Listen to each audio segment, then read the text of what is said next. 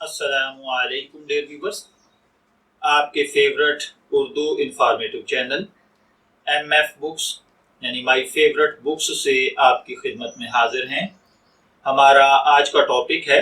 فتاوی ہندیہ، جسے فتاوی عالمگیری بھی کہا جاتا ہے۔ فتاوی ہندیہ یعنی فتاوی عالمگیری کے نام سے مشہور ترین یہ کتاب، جو مغل بادشاہ اورنگزیب عالمگیر کے حکم پر لکھی گئی تھی۔ یہ کتاب اس کی ضرورت کیوں پیش آئی؟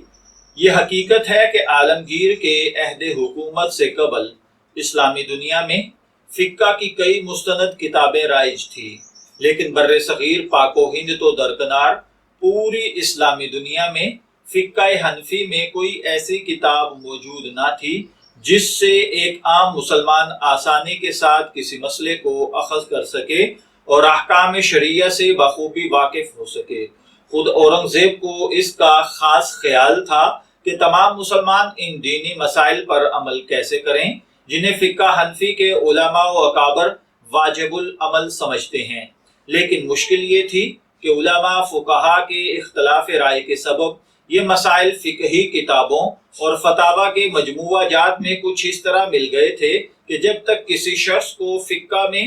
مہارت تامہ حاصل نہ ہو اور بہت سی مبسوط کتابیں اسے میسر نہ ہوں، صریح مسائل نیز حکم صریح کا معلوم کرنا اس کے لیے ناممکن تھا۔ اس خیال کے پیش نظر اورنگزیب عالمگیر نے علماء دلی کے علاوہ سلطنت کے اطراف سے ایسے علماء جمع کیے جنہیں علم فقہ میں کافی دستگاہ تھی، اور انہیں حکم دیا کہ مختلف کتابوں کی مدد سے ایک ایسی جامع اور مستند کتاب تیار کریں جس میں نہایت تحقیق و تدقیق کے ساتھ یہ تمام مسائل جمع کیے جائیں، تاکہ قاضی اور مفتی نیز دیگر تمام مسلمان علم فقہ کی بہت سی کتابیں جمع کرنے اور ان کی ورق گردانی سے بے نیاز ہو جائیں۔ اس لیے جب اورنگزیب عالمگیر نے اس امر کا عزم کر لیا اور فقہ حنفی کی ایک جامع کتاب کی شدید ضرورت محسوس کی گئی، تو پہلے انہوں نے ملک کے مشہور علماء و فقہا کو فرمان کے ذریعے شاہی دربار میں طلب کیا۔ گفتگو کے بعد اس عظیم الشان کام کی انجام دہی کے لیے باقاعدہ کمیٹی تشکیل دی گئی۔ اسے 4 حصوں میں تقسیم کیا گیا۔ اس علمی و تحقیقی کمیٹی کے صدر شیخ نظام برہان پوری ملا نظام صدر منتخب ہوئے اور بنفس نفیس بادشاہ نے کمیٹی کی سرپرستی قبول کی۔ جن 4 افراد کو یہ کام ذمہ کیا گیا تھا، ان کے ساتھ ساتھ 10 افراد کو اور متعین کیا گیا تھا تاکہ یہ کام انتہائی دل جمی اور حسن خوبی سے اختتام پذیر ہو۔ 1/4 کام قاضی محمد حسین جونپوری محتسب فوج کے سپرد کیا گیا، 1/4 سید جلال الدین محمد مچھلی شہری کے، 1/4 شیخ وجیہ الدین گوپاموی کے، 1/4 محمد اکرم لاہوری کے حوالے کیا گیا،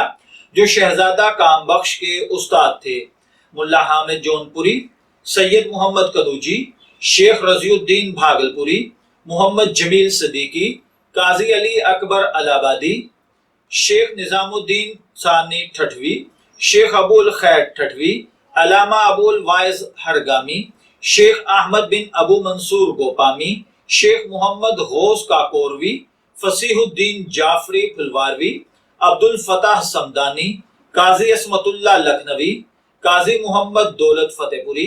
محمد سعید سہالوی، قاضی عبد الصمد دہلوی، مفتی ابو البرکات دہلوی، قاضی سید عنایت اللہ مونگہری، شاہ عبد الرحیم دہلوی، شیخ محمد شفیع، شیخ وجیہ الرب، سید محمد فائق، ابو الفرا سید معدن، قاضی القضاء غلام محمد۔ اس کتاب کے لکھنے میں 8 سال کا عرصہ لگا،